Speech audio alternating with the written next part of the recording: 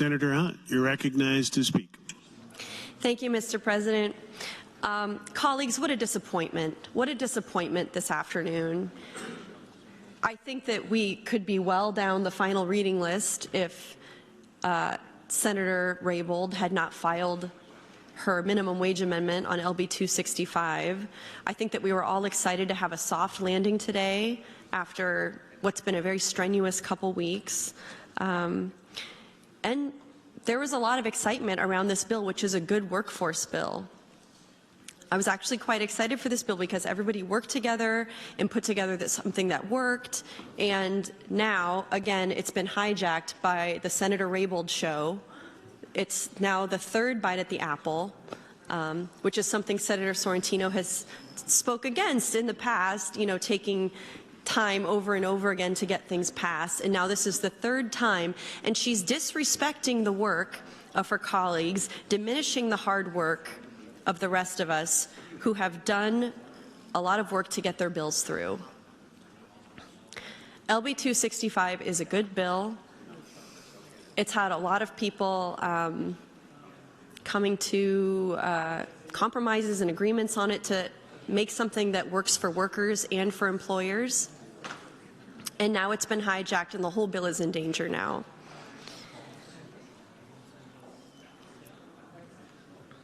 I think that the best thing for the Speaker to do would be to pass over this bill until Senator Raybould withdraws her amendment. But from what I understand over conversations at lunch, that's not likely to happen. Today is the last day for select file, I understand. And so, you know, for bills like LB 265, it's got to move today.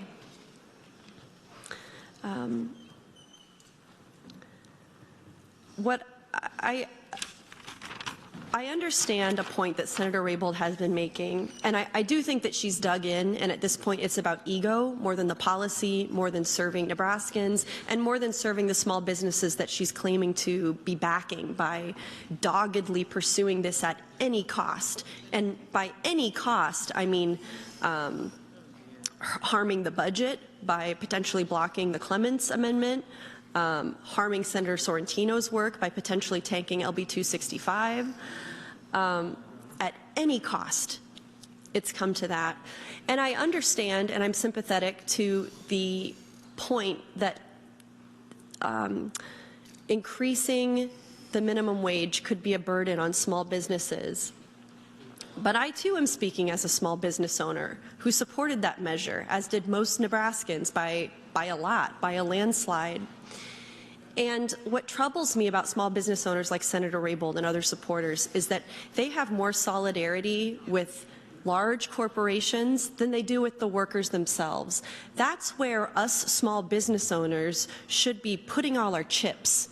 We have much more in common with the workers who we employ than the big corporations that can give these benefits, that can give higher wages, that can give this leave. And I think that a problem that politicians have who are elected is that when they think about how to help businesses, they don't understand how aligned small businesses are with workers. You know, we talk about the threats to small business from bigger chains, bigger corporations. In Senator Raybould's case, I could say, you know, Walmart, Target, Hy-Vee, I don't know, bigger grocers and stuff like that. In my case, same thing. I mean, I sell stationery, paper goods, books, and I recently opened a clothing store last year, so now I'm in that game too again. And of course, there's tons of competition online and in big box stores that are in our neighborhoods too. I mean, someone could go to my store and buy something, or they could drive, you know, just down the street and go to Target and maybe get something cheaper. But what I understand is that I have a lot more in common with the 9 women that I employ than I do with the CEOs at Target. That's the difference. And I will stand with those workers every step of the way. I mean, I hate to use the word disappointing. I hate when people say disappointing out here, because, like, what are you, were you ever not going to be disappointed? Was there anything that's ever happened in here that wasn't disappointing? Are you shocked to be disappointed? And I'm not.